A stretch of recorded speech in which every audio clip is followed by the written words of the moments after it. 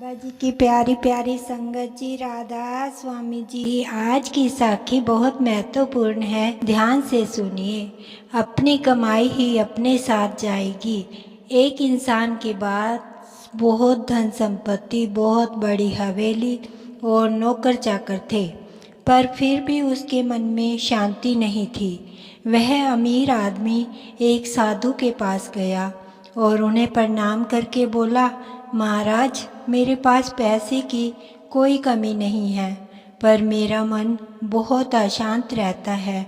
आप कुछ ऐसा उपाय बताएं कि मेरी सारी अशांति दूर हो जाए। साधु ने सेठ जी से पूछा कि क्या तुम सचमुच शांति पाना चाहते हो? तो मैं जो भी कहूँगा वो तुम्हें चुपचाप मानना पड़ेगा।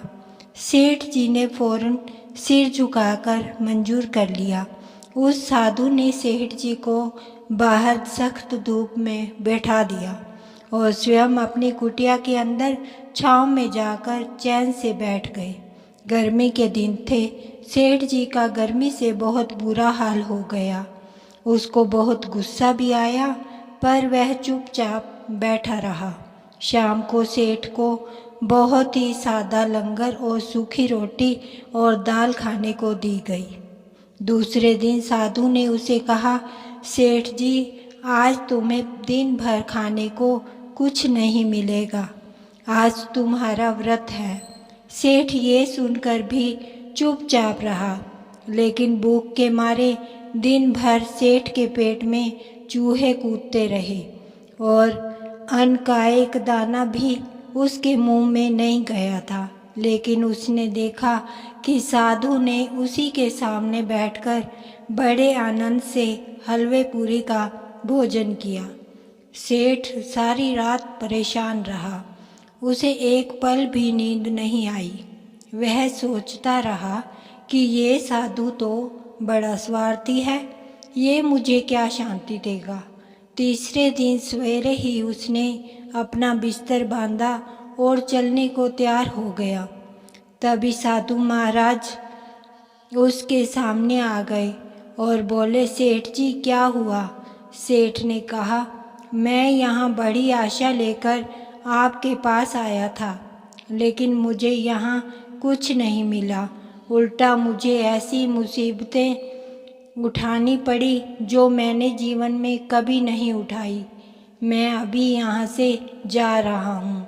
यह सुनकर साधु हंसकर बोले, मैंने तुझे इतना ज्ञान दिया, पर तूने कुछ भी ग्रहण नहीं किया।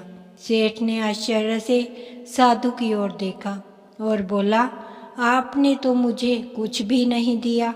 साधु ने कहा, सेठ जी, पहले दिन जब मैंने तुझे धूप में बिठाया और खुद छाँव में बैठा रहा, तो मैंने तुझे बताया कि मेरी छाँव तुम्हारे किसी काम नहीं आ सकती।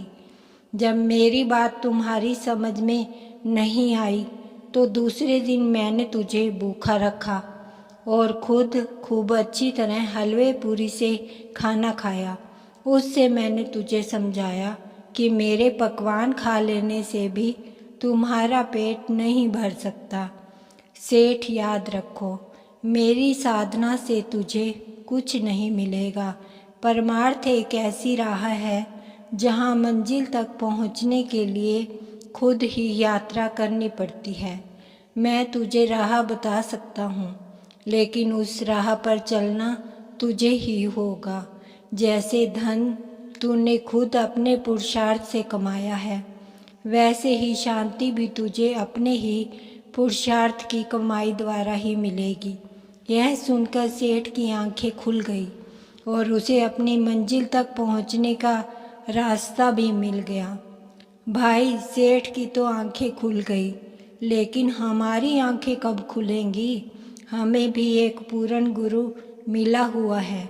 क्या हम उसके बताए हुए मार्ग पर चल रहे हैं? क्या हम उसके उपदेश को समझ रहे हैं? नहीं, तो अभी हमारी आंखें बंद ही हैं। इसलिए इन आँखों को खोलो और महापुरुषों द्वारा बताए गए रास्ते पर चलो। उस मार्ग पर चलते हुए नाम और शब्द की कमाई करो। एक बात याद रखो कि आपको उसी का फल मिलेगा जो आपके द्वारा की गई कमाई होगी।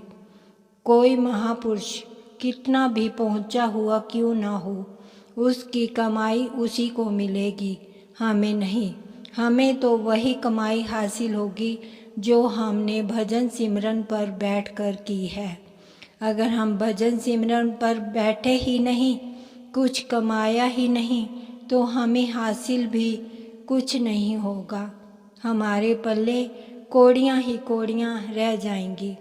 सत्संग में भी फरमाते हैं कि कोई भी महापुरुष कितना भी पहुंचा हुआ क्यों ना हो, उसका फ़ायदा उनको ही है। किसी और शिष्य को उसका फ़ायदा नहीं हो सकता जब तक हम अपनी कमाई खुद नहीं करते। इसलिए सब कुछ त्याग कर थोड़ा समय भजन सिमरन और नाम की कमाई पर भी दो। समय मत गवाओ, समय बहुत कीमती है। उठो, जागो और बैठक बनाकर बैठ जाओ। परमार्थ एक ऐसी राह है जिस पर हमें खुद ही चलना होगा, फिर सब कुछ आसान लगने लगेगा। पर हम शुरुआत तो करें। राधा स्वामी जी।